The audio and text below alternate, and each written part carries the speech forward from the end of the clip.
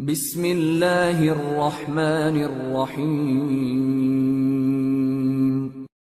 حضرت معاویہ رضی اللہ تعالیٰ عنہ سے روایت ہے، انہوں نے دوران خطبہ میں کہا، میں نے نبی صلی اللہ علیہ وسلم کو یہ فرماتے سنا، اللہ تعالیٰ جس کے ساتھ بھلائی چاہتا ہے اسے دین کی سمجھ عنایت کر دیتا ہے، اور میں تو صرف تقسیم کرنے والا ہوں اور دینے والا تو اللہ ہی ہے، اور اسلام کی یہ جماعت ہمیشہ اللہ کے حکم پر قائم رہے گی، جو ان کا مخالف ہوگا انہیں نقصان نہیں پہنچا سکے گا یہاں تک کہ اللہ کا حکم یعنی قیامت آ جائے۔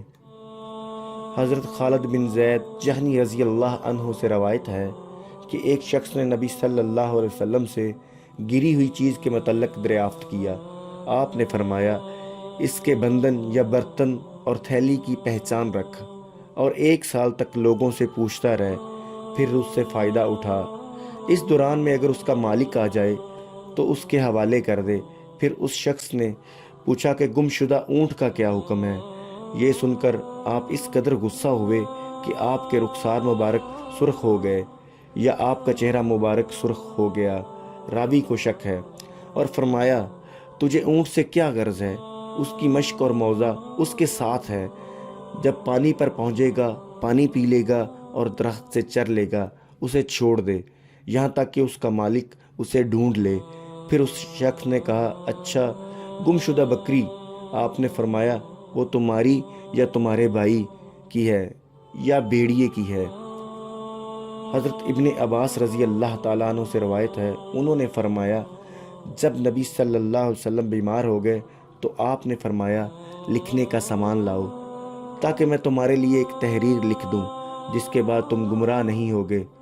حضرت عمر رضی اللہ عنہ نے کہا، نبی صلی اللہ علیہ وسلم پر بیماری کا غلبہ ہے اور ہمارے پاس اللہ کی کتاب موجود ہے، وہ ہمیں کافی ہے۔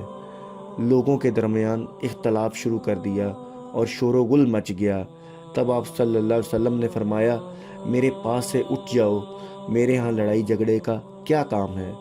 پھر حضرت عباس رضی اللہ عنہ نکلے، فرماتے تھے، تمام مصائب سے بڑی مصیبت وہ ہے جو رسول اللہ صلی اللہ علیہ وسلم اور آپ کی تحریر کے درمیان حائل ہو گئی۔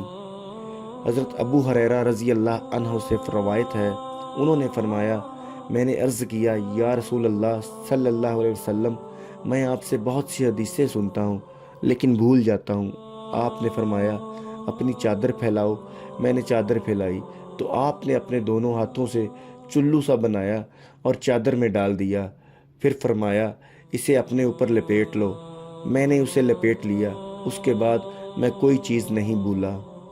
حضرت عبداللہ بن مسعود رضی اللہ عنہ سے روایت ہے، میں نبی صلی اللہ علیہ وسلم کے ساتھ مدینے کے ویرانے میں چل رہا تھا اور آپ کھجور کی چھڑی کے سہارے چل رہے تھے۔ راستے میں چند یہودیوں کے پاس سے گزر ہوا، انہوں نے آپس میں کہا، ان سے روح کے متعلق سوال کرو۔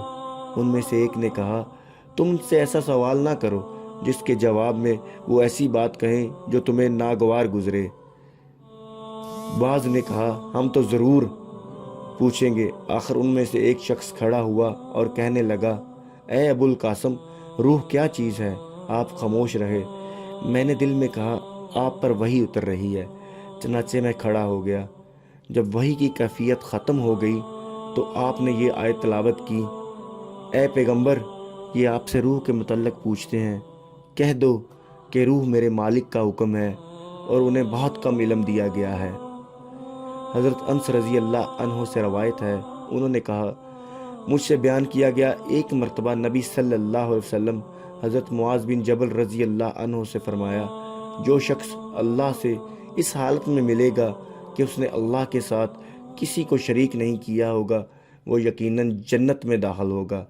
حضرت معاذ رضی اللہ عنہ بولے، یا رسول اللہ، کیا میں لوگوں کو اس بات کی بشارت نہ سنا دوں؟